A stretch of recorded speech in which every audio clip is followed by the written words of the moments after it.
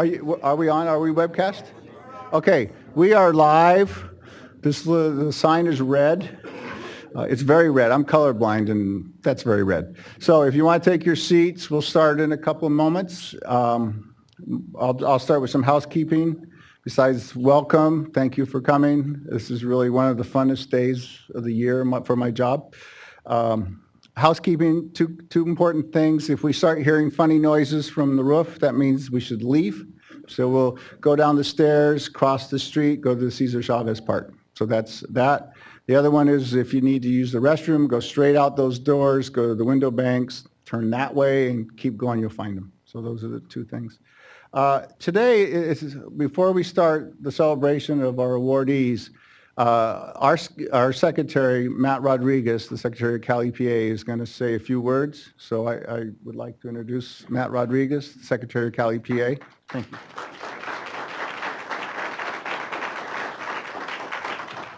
Well, thank you, Brian. It's really a pleasure to be here. This is, I think, the sixth of these award ceremonies that I've been able to attend, and I really appreciate all that you folks do in this area. It's gratifying to be able to publicly recognize those who have worked so hard to develop sustainable solutions to changing environmental programs. So I enjoy the ability to sort of meet people and see the people who have been working on these programs. Additionally, I'll say it's helpful for me to come down and see what the Department of Pesticide Regulation is doing from time to time. And looking at the very nice canvas bags that are over there, I see that I should look at their budget a little bit more carefully.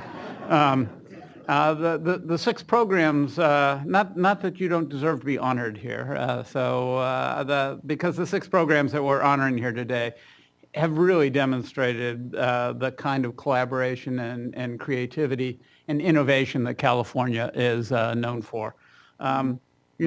We can recognize there are a variety of ways to control pests. It's easy to go out there and spray them.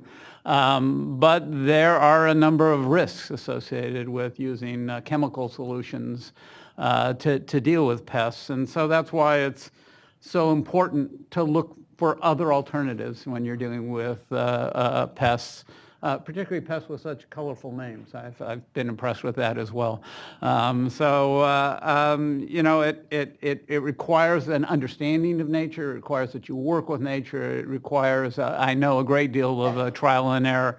And yet, if we can make these programs succeed, if we can deal with these pests in a way that is consistent and consonant with the environment and minimizes risks, that's a tremendous achievement. So that's one of the reasons why the department started this award program more than 20 years ago. We really want to recognize those of you who have been on the forefront of innovation in this area. We want to celebrate what you've been doing. We also want to recognize what you're doing so that we can talk to others about it. It's, as I said, a pleasure to be here. And it's also a pleasure to see that it's not just in agriculture. This year's awardees have a variety of programs in a variety of areas. And so it's encouraging to see that integrated pest management is spreading out and being more accepted, not only in the fields, but in our institutions as well, and at schools and at airports. So I just want to thank all of you for your work. I realize how difficult it is. I realize what a trial it is. And yet, as I said at the beginning, that's one of the things that makes, I think, California such a great place to be, that we're always trying something new.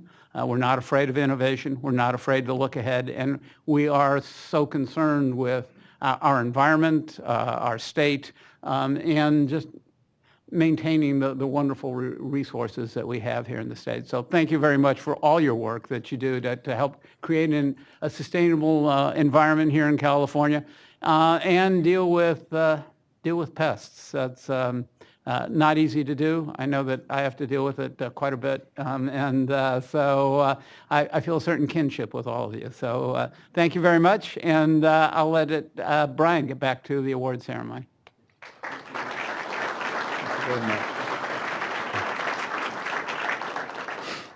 Okay, thank you again. I'd like to acknowledge that we have Deputy Secretary of the California Department of Food and Ag, Kevin, I got to take off my glasses. Kevin Masuhara, is that right, Kevin? Okay, and forgive me for other names if I do murder them. This award used to be called the IPM Innovator Awards, but now we called it the IPM Achievement Awards. And it's just sort of a recognition of, it's a little bigger, a little broader, and all that good stuff. And we're going to honor 6 folks today. Let's see. What I'm going to do is I'll introduce each group one at a time. We'll watch a short video or slideshow, and then we'll ask the group to come up and accept their award and give a brief talk. So the first group we are recognizing practices IPM in the school environment. The Riverside Unified School District began its IPM program in 2007. They hired an in-house IPM technician to address pest management district-wide. Since then, they have significantly decreased the amount of pesticide use and the potential for exposure to students and staff. They've implemented a network of ongoing staff training focused on pest prevention, and they have good communication procedures to immediately address pest issues in this very large school district. The district has adopted an innovative bee program that uses portable pheromone swarm traps. They've removed over 300 swarms in 6 years and relocated them to the Beekeepers Grove. So we're going to watch a little video. I watched all these videos yesterday, and they do an excellent job of really describing why these programs are being awarded. So you want to start that?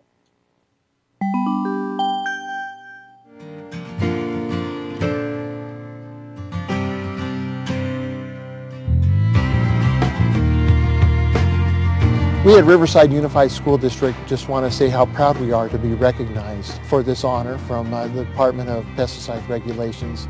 Everybody deals with pests at some level. Riverside Unified is a huge school district, and we encompass a lot of different microclimates. So we're up at the base of the mountains where we'll deal with bobcats, we'll deal with huge amounts of skunks, we'll deal with rattlesnakes. We have worked hard over the last several years to reduce the use of pesticides in our classrooms and on our school sites because it is in the best interest of kids. By using IPM, the pesticide went to the back end. It is the last thing that we use when we look at removing pests. Depending on the situation is how you treat them. You try not to use any pesticide. And so as you can see behind me, we have an active hive that's about getting ready to be removed. Our beekeeper's here, and we're going to go ahead and take that out. So we removed the bee trap. It's just a cardboard bucket with a pheromone that the bees get attracted to, and then they set up inside. I'm going to take it to the grove, let them sit for a couple of days and acclimate, and then take the comb out and put it in a regular hive. When we look out on the athletic fields, obviously we've got a safety issue. We've got some great athletes here at Riverside Unified. We want to keep them safe. The burrowing animals, they'll leave holes. But what we're doing is taking that exhaust from that engine and we're forcing it down the holes, whether it be gopher holes or squirrel holes. So we basically put the hose down in, we're covering it up, and it's forcing that carbon monoxide in there. We're also using a mineral oil that will actually add smoke to that, and that way we can see where the smoke is traveling. This is a standard issue fly fan. This basically just keeps all pests and it keeps the flies actually from getting into our buildings. One of the things that we install, and especially in our cafeterias, are fly lights. The fly lights actually will attract those flies. A lot of times we'll go into that classroom and we won't see anything. So we'll use these monitors as glue traps in that classroom, and then we'll check those daily, because a lot of the times the activity will be when nobody's in the room and they get stuck to the trap. So the next day we can come in and see exactly what was happening the night before. The caulking is definitely an IPM program. That's one of my favorites. Once you find the point of entry, if you caulk that spot, that's the end of it. They don't have a nesting area or a point of entry. So caulking is very important. It's important for our kids to have a safe place to learn. We understand the importance that quality and safe facilities play in the role of education.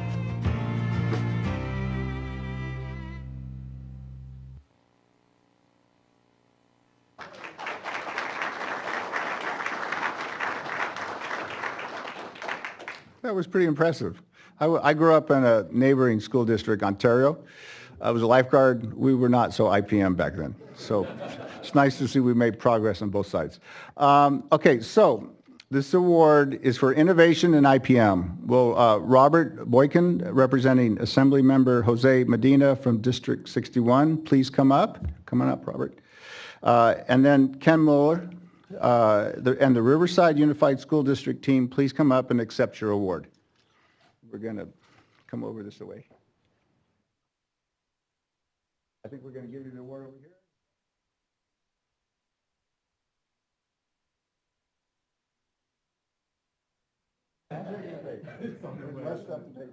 Okay, so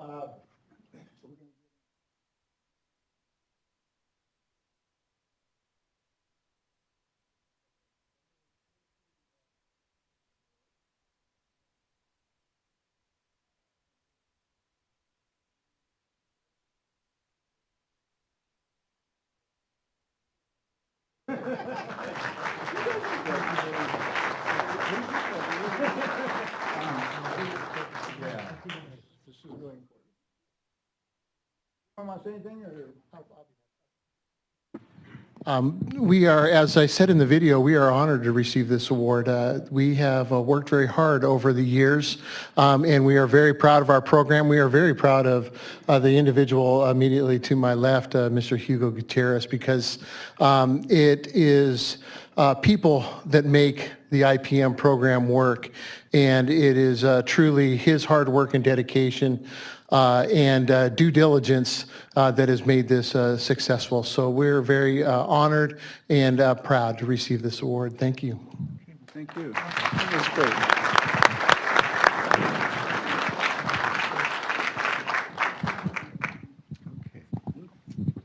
Okay.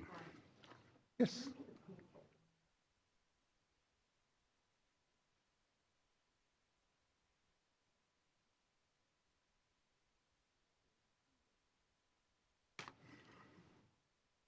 All right, we're going to mix it up a little bit. Okay, we're going to go to the pink bollworm. So, okay, where are we at? Okay, so this next award is for the pink bollworm program that has kept the pink bollworm from becoming established in California's major cotton region. Instead of spraying conventional insecticides, the program uses an integrated pest management approach using sterile moss, pheromone mating disruption, short season varieties, and crop-resistant detection, residue detection. Their dynamic and sustained leadership efforts towards developing better IPM practices has been instrumental in bringing eradication of the pink bollworm within reach. The program is a collaborative effort involving the California Cotton Pest Control Board, California Department of Food and Agriculture, U.S. Department of Agriculture and Plant Health Inspection Service, and the National Cotton Council. Thank you to the San Joaquin Valley Agricultural Commissioners Area Group for their nomination. Now we're going to watch another really great video that's very informative.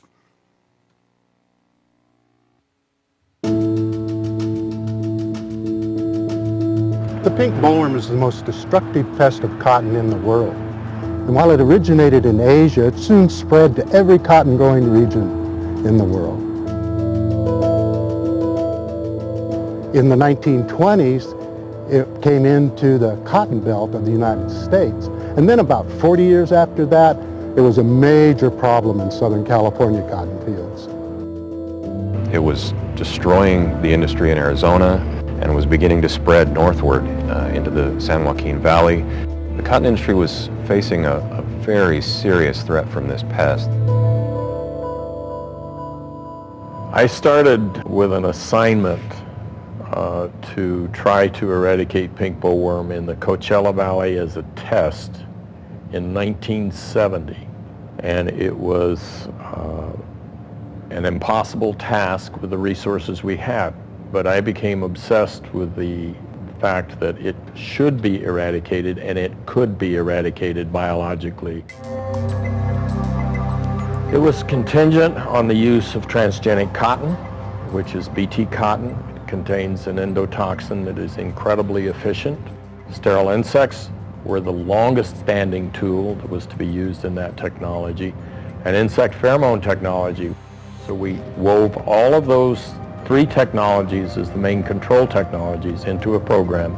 We did a very large number of trials cooperatively between my lab, CDFA, Imperial County, Riverside County, and the other entities in Southern California. The goal was just to exclude this pest from getting further up into the San Joaquin. As time progressed and they saw how successful the overall integrated approach was, then the growers in Arizona, in New Mexico, in Texas, they wanted to try to apply this technology too. As other states began participating in the area-wide program, a major challenge was faced, and that was being able to produce millions of sterile insects every day. The magic number was 5 million. But from that point on, it seemed like we can do this. And when I left the lab, the best that we had was 16 million sterile moths a day. My first year, we wanted to push it up to 20 million a day to cover these other locations, including California, Arizona, New Mexico, and 2 locations in Mexico. We were targeted between 26 and 28 million, and there were many, many, many days when we were distributing more than 30 million insects a day out of the Phoenix facility. It was very satisfying to learn that we finally eradicated the insect. In fact, I talked to Bob maybe every once in a while, and he'd give me a progress report, and it was just like, yes, it's working, it's working. You dream that you'll come to this end, you know, this success, but it doesn't always happen. And in this case, we saw a program that was 100% effective. Eradicating pink bollworm has just been a gigantic undertaking. It's taken years and years and years of effort and research and development and just hard work. And it's done so much more than just eliminate pink bollworm. There's so much pesticide use that's been eliminated because of this program. I have a very good friend who's one of our key cotton growers in Arizona once told me, he said, "Now Bob, thank you, growing cotton is fun." You have to give tribute to the California cotton growers for having the vision to develop an area-wide approach. And not only that, they had the commitment to fund the sterile insect rearing facility in Phoenix, Arizona. If it wasn't for CDFA and the California cotton growers, I'm sure the program would have died. And this insect is so destructive that if we hadn't eradicated it, it would have eventually driven cotton out of production in California. When you work on these types of programs, you're working yourself out of a job. At least that's the hopeful goal. And so I was glad to be able to retire a few years ago under the success of this program. When I heard about the award, I was very satisfied in the fact that, you know, in science sometimes you work in a back room and no one really knows what's going on for a lot of years, and sometimes a lot of the research doesn't reach fruition, and in this case it did. I'm proud to be a part of this program. I really enjoyed everybody I ever worked with. I would do it all over again. It was fun for a long time. It was a career well spent, I think.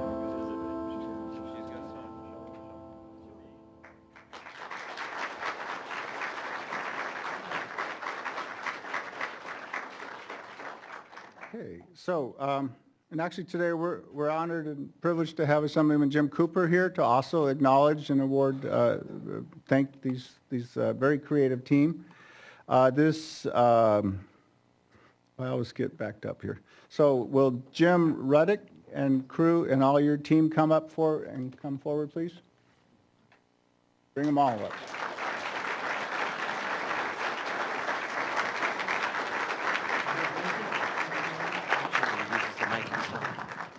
Okay, who's this one for? Just under 45. Oh, wow. Yeah. Oh, well, let's, okay, you're the assembly member? You get the whole crew? Oh, okay.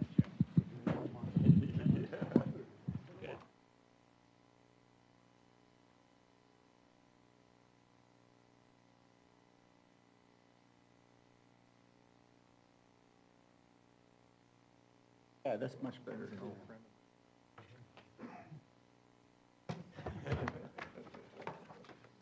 I see a common theme running in this group here, so. Yeah, but I don't shave. On behalf of the California Department of Food and Agriculture, I would like to thank DPR for this prestigious award. I assume there was no voter fraud associated with this? Okay. All right. The Pink Bollworm program prevented millions of pounds of pesticide annually from coming into having to be used in California. Not only that, the program pioneered technologies that were transferred to other sterile insect programs like the Medfly and the Mexfly. So I need to acknowledge some individuals that dedicated their lives to this project. USDA research scientists, both in the field and at the CDFA sterile insect mass rearing facility, were instrumental in the success of this program. CDFA employees provided leadership and expertise throughout the entire cotton growing regions of California. And the county agricultural commissioners enforced CDFA regulations for cultural control practices that restricted the growth and the spread of this insect. Finally, as I said in the video, you can't get enough credit to the California cotton growers for their vision and wisdom of supporting area-wide integrated pest management. So on behalf of all us geezers who had a wonderful career on the Cooperative Pink Bollworm program, I thank you.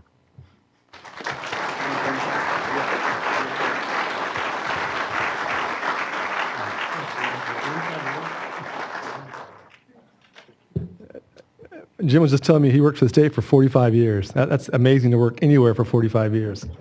But I want to say thanks and congratulations to all the award recipients. And this really hits home with me because last fall I did a tour down near Los Meadows somewhere and toured a cotton gin, saw a cotton harvest and cotton fields. So it was, very timely when the folks talked about the pink bollworm. So thank you, congratulations for all you do. And it makes it for a better California because if you think about it, and everything we eat and wear comes from ag, so that's very important. So thank you and congratulations. Thank you very much.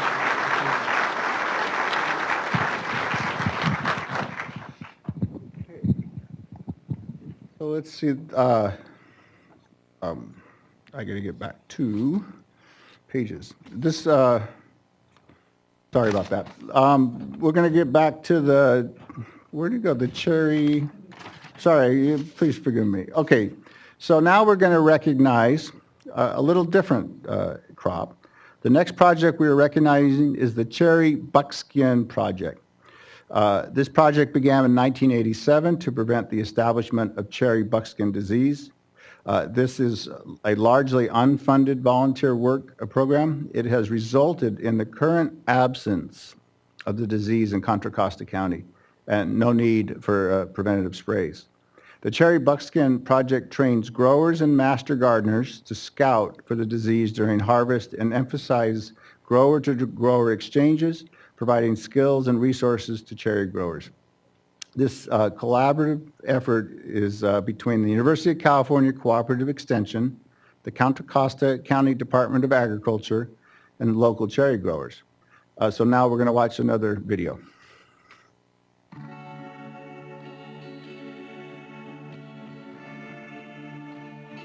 Cherry buckskin, also known as X disease, is a devastating disease of cherry trees.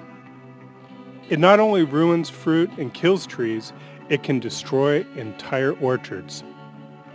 The disease is spread by insects called leafhoppers. The mountain and cherry leafhoppers live in abandoned cherry trees as well as weeds and ornamental plants. Buckskin disease is caused by a microscopic pathogen called a phytoplasma. Symptoms of the disease usually show up just when cherry harvest begins in May. In addition to pale, undersized fruit, yellowing leaves are a symptom. In the 1980s, cherry buckskin appeared in San Joaquin County. It nearly wiped out their cherry industry. Less than 20 years later, Buckskin had spread to Brentwood. Brentwood is located just west of San Joaquin County. It is one of the last agricultural areas in the East Bay and is home to most of Contra Costa County's 900 acres of cherry trees. Many of these orchards are small U-pick farms popular with day trippers. In response to the disease, Contra Costa County Farm Advisor Janet Caprile coordinated surveys at harvest time to locate diseased trees for quick removal. Those helping in the surveys have included master gardeners, the Contra Costa Department of Agriculture, Mid-Valley Agricultural Services, and local growers. These annual surveys, plus management of diseased trees, have helped prevent further spread. Today, the Cherry Buckskin project has almost entirely eliminated buckskin around Brentwood. Thanks to the collaboration among the groups involved, the U-pick cherry industry in Contra Costa County continues to thrive.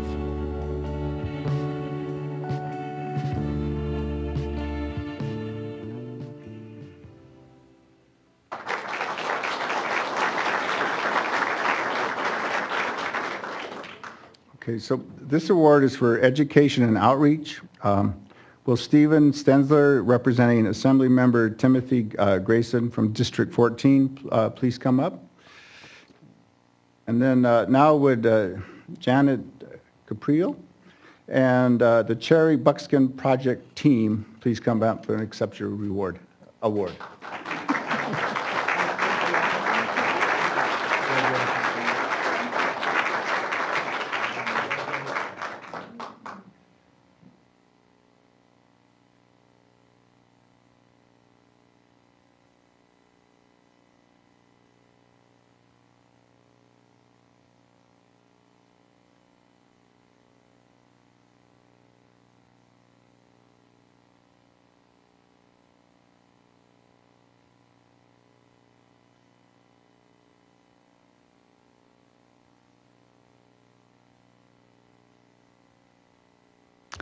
Well, I just want to be very brief and say thank you very much. We're really honored to accept this award for the Cherry Buckskin Project, for the entire team, really. This is a project that we've been working on for almost 30 years, sort of surprising when you count it back. It's almost 30 years.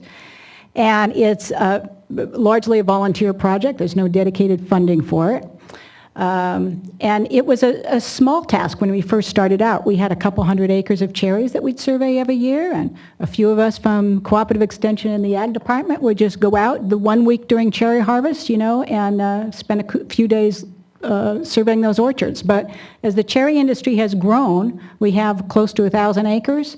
We've got a 5-week harvest period because we've got all these different varieties now, and it's sort of a challenge to get to those orchards just at harvest and make it all the way through. And so it's only because it's been a really active team project that we've been able to do this. So, the Ag Department has really always been able to juggle their schedule at a very busy time of year for them so that they can free up some staff to work on this project.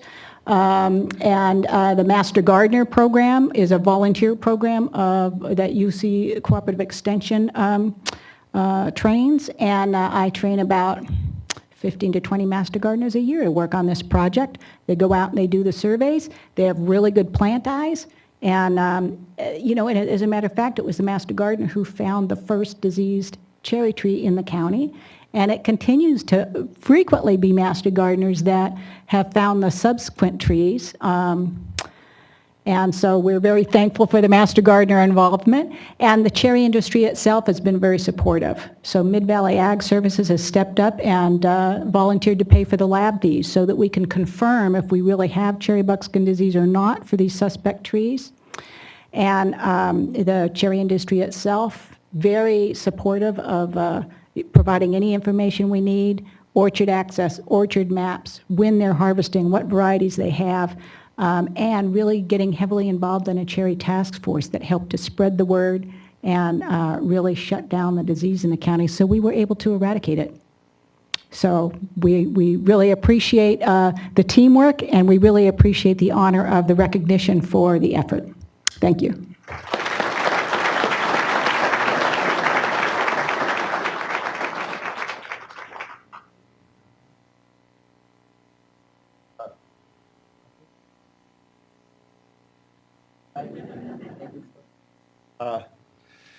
Okay. I think you're starting to notice this is a lot of team effort here. So, okay, next one. Okay, our next award is the San Diego County Regional Airport Authority. They began their IPM program about 5 years ago to address human, environmental, and worker safety issues. It's a huge task for an international airport with more than 6,000 employees and 50,000 visitors a day. Through a partnership with Cartwright Termite and Pest Control, the Airport Authority IPM program became successful by focusing on pest prevention and good communication with employees. In a relatively short time, they were able to change the employee culture, creating a proactive team approach to pest management. Cartwright's inspection program provides timely reports that include pest identification and recommendations for cleaning and remediation. So we'll watch another video. The San Diego County Regional Airport Authority contracts with Cartwright Termite and Pest Control, a local San Diego business, for an integrated pest management program, or IPM. At the heart of the program is a regimented and robust inspection program. Inspectors use iPads for communication and coordination of data. More than 900 inspections of exterior and interior spaces occur monthly at the airport. Conducting those inspections represents a unique challenge. SAN is a 24/7 enterprise spread over 661 acres. SAN's IPM program has to cover a variety of areas, including food and beverage, retail, restrooms, office spaces, baggage spaces, ticket counters, administration, and exterior spaces. The program's success relies heavily on education and prevention. The Airport Authority held an IPM fair in 2014 called Sanitation City, to which all airport employees were invited. The event was focused on educating employees on pest knowledge and management, water conservation, stormwater runoff, soil quality, gardening, and housekeeping best practices. The Airport Authority has also grown and maintained a successful food waste collection program since 2013, which drastically reduces the presence of food waste, a major attractor of pests. Exterior trappings of rodents have decreased by 20% between 2013 and 2015. The number of bait stations, glue boards, and snap traps has also been significantly reduced. Staff members from other airports, along with the San Diego County Department of Agriculture, Petco Park, and other municipalities, have partnered with SAN to learn from the organization's successes. Today, this pest control partnership has enabled SAN to be a role model and an innovator in the airport industry and its region.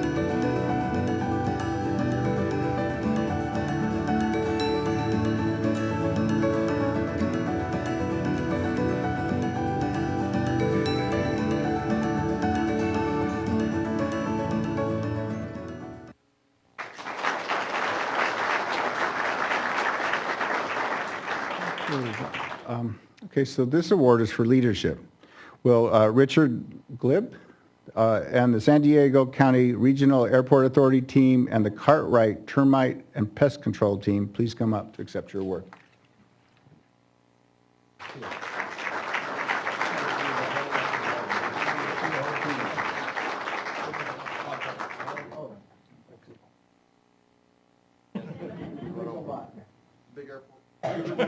I use it a lot, so do a good job. So, oh, okay. San Diego. Is that me? That'd be Richard. And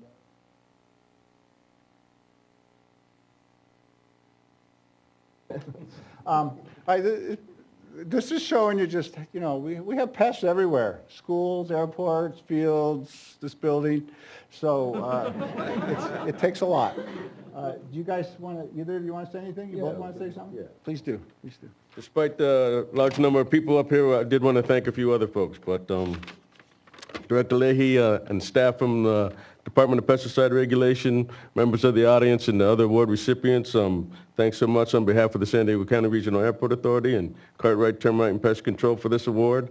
In addition to all the folks you see up here, there's also, we'd like to thank Manuel Hurtado, Brian Escobar, Annie Rombold, Joe Farron, Tom Covey, Vince Montez, Emil Porta, Elsie Gonzalez, Suzanne Roybal, Scott Larocco, Steve Terry, Jim DeCook, Carl Marmion, Rick Adcock, Jennifer Bailey, and Marion Phelps.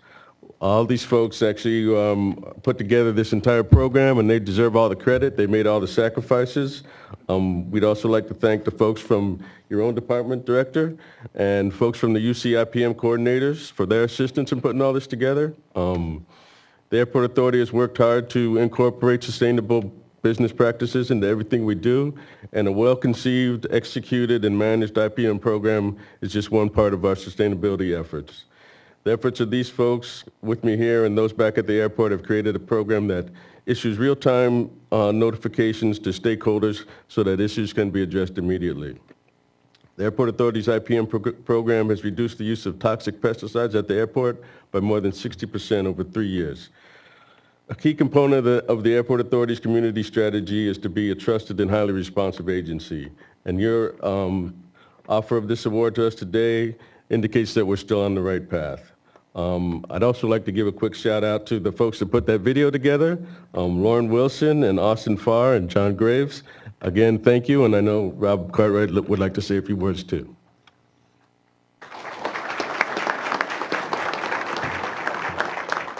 Hi, I'm Rob Cartwright, and I'm actually from the pest control industry, and everybody, when they think of pest control, they think of pesticide usage, and kind of with this project and just the general way we run our business is trying to educate our customers on the need of the sanitation and basically eliminating the environments that cause pest and rodents to have them so that we can use less toxic pesticides and in some cases use no pesticides at all. But in this particular project with having tenants, 50,000 people moving through the airport a day in a 24-hour facility, it was a challenge, if not for all of us. And if it wasn't for the great leadership from the airport, the president of the airport, I have to say, Thela Bowen, she met with us quite a few times and was 100% behind this program. And with the help of all the stakeholders of the airport, made it a very successful program. So, and also I want to thank the County of San Diego Ag Commissioner, who basically gave us ag commissioners to come in, help us out. The UC system, their IPM coordinators came in, worked with us. County Environmental Health from the County of San Diego.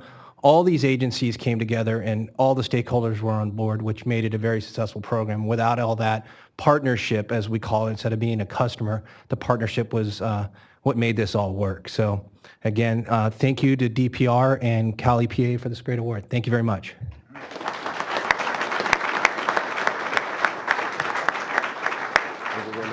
Okay, thank you, Scotty.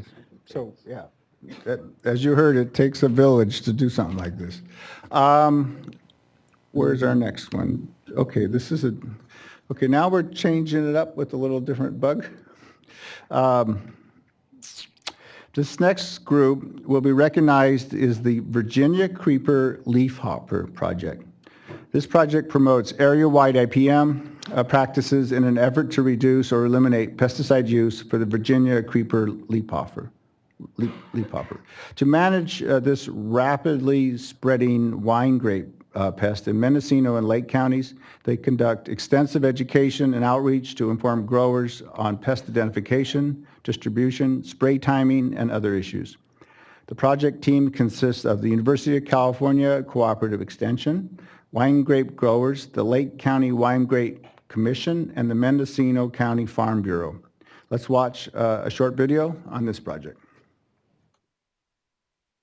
The wine grape industry in Mendocino and Lake County started noticing outbreaks of the Virginia Creeper Leafhopper in 2011.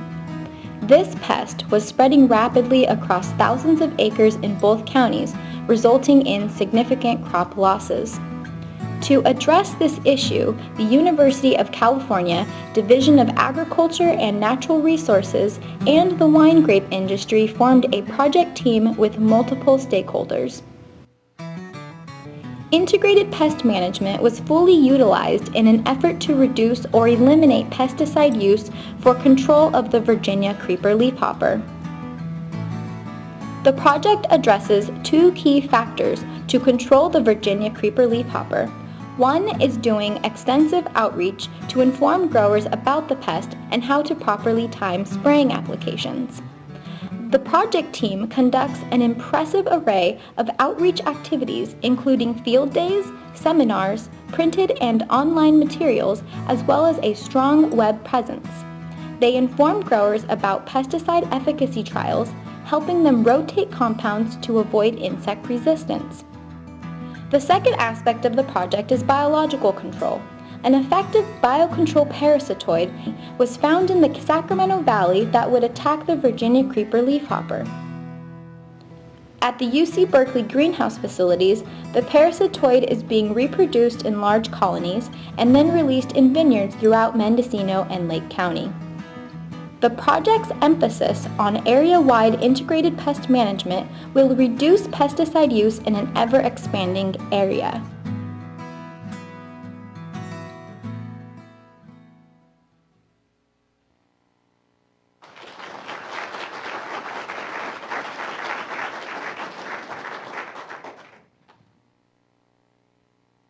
Page 7. Coming up for this. All right. Thanks. That's why you, come on up, you guys. And I have to say, last night I was at the Wine Grape Symposium. They take over the convention center, and you really get to see just how intense it is for us to produce wine. This isn't quite right yet.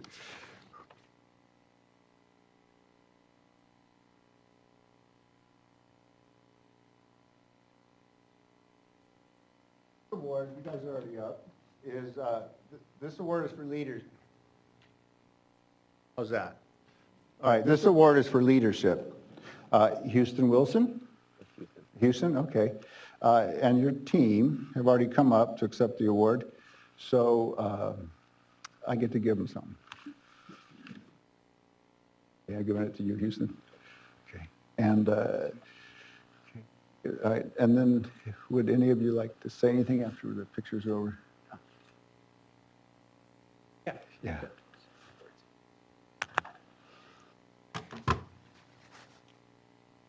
So it's obviously a great achievement to have received an award like this. We really appreciate the chance to be acknowledged for all of the work that we've done on this pest over the past 4 years. Thank you to Brian Leahy and the Department of Pesticide Regulation. There are many people to thank for this award and for this program. First and foremost, I would say the growers that we have been collaborating with, numerous growers, Farm Bureau, the Lake County Wine Grape Commission, throughout Mendocino and Lake County.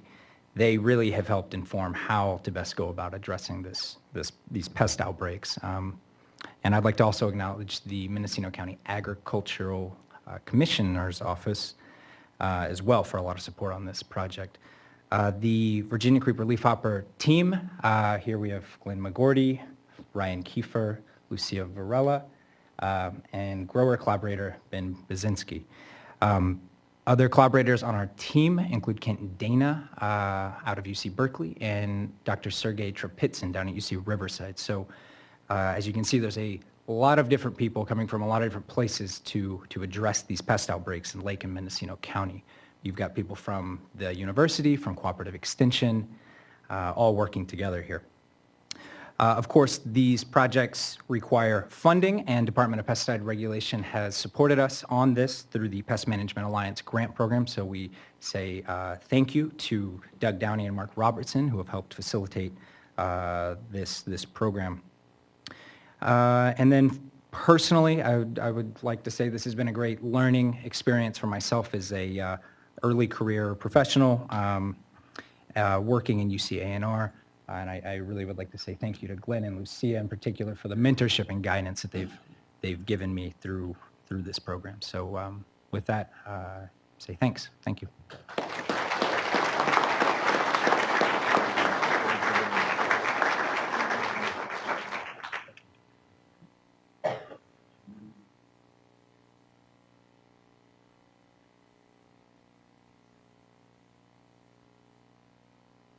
So our last one is kind of interesting name, Project APIS M.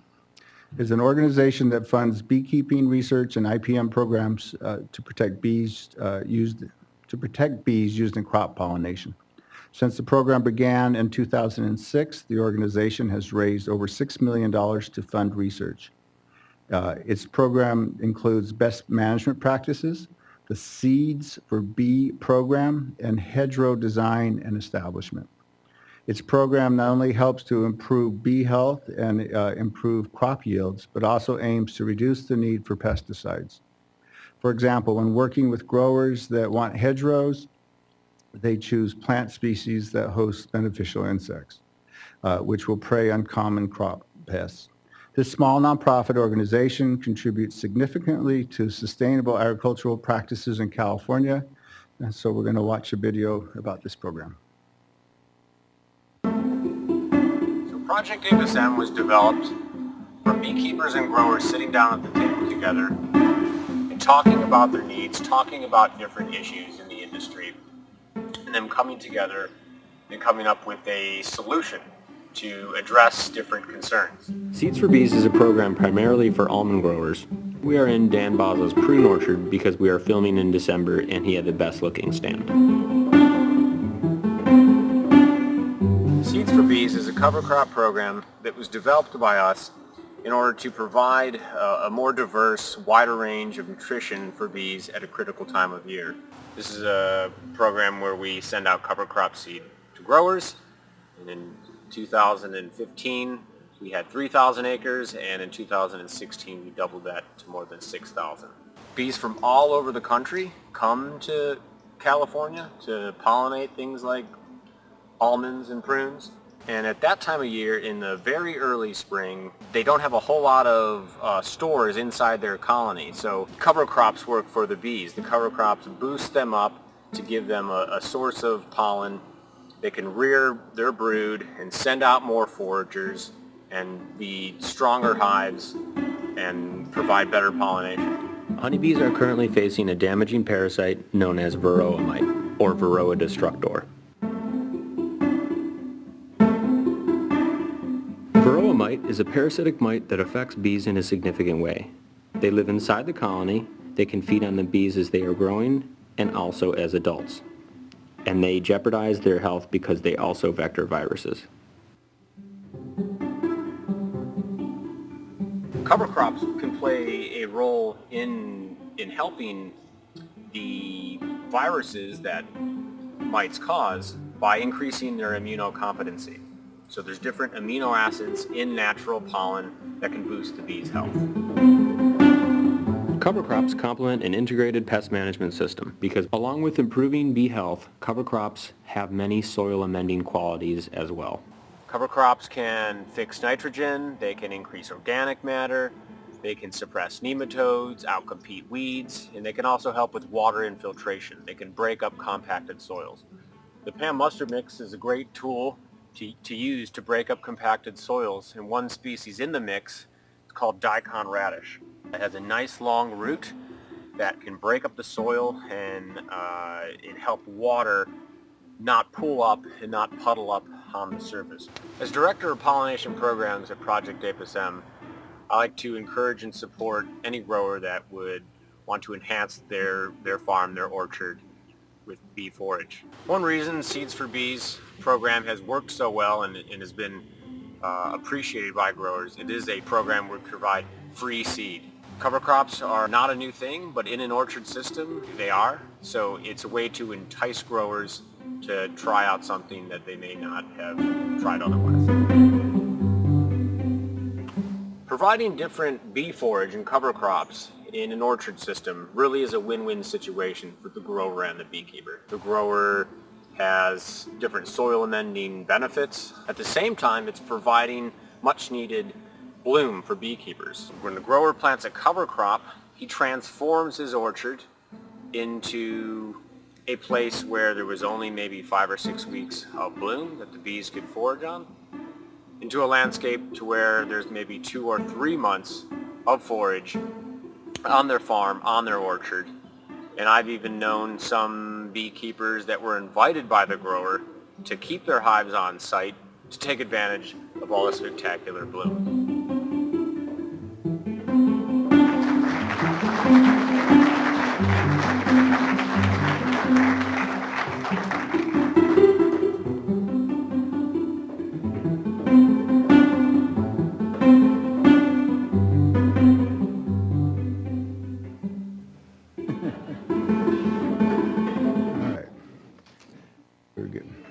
Bees. Okay, this award is for education and outreach. Billy Sink and the Project APHIS M team, will you please come up?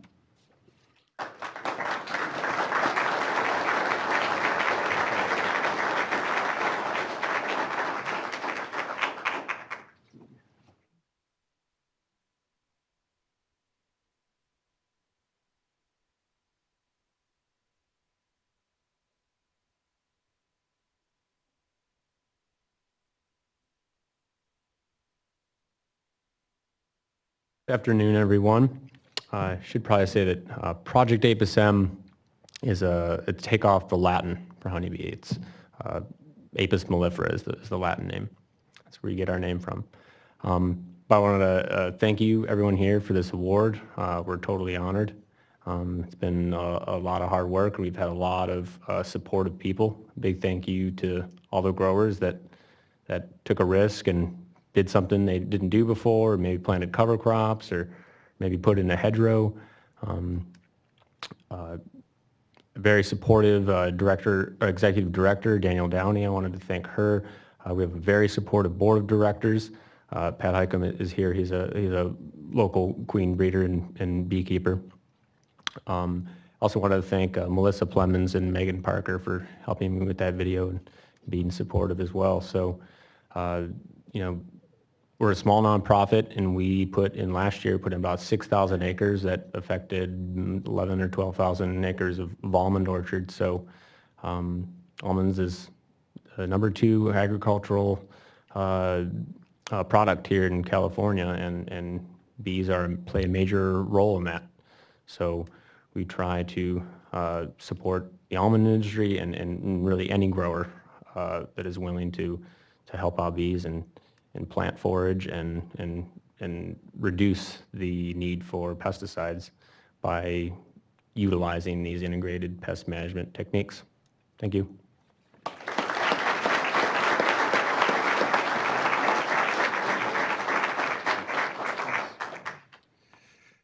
Okay, so, I used to farm up in Butte County and worked closely with Dan Bozo, the first one that was on there, and he's nice to know he's still innovative and thoughtful. So, okay, so that was it. So now we're going to do our closing remarks, which is basically a thank you. Thank you to all the winners of this year's Achievement Awards. I think let's just give them one more round of applause and thank you.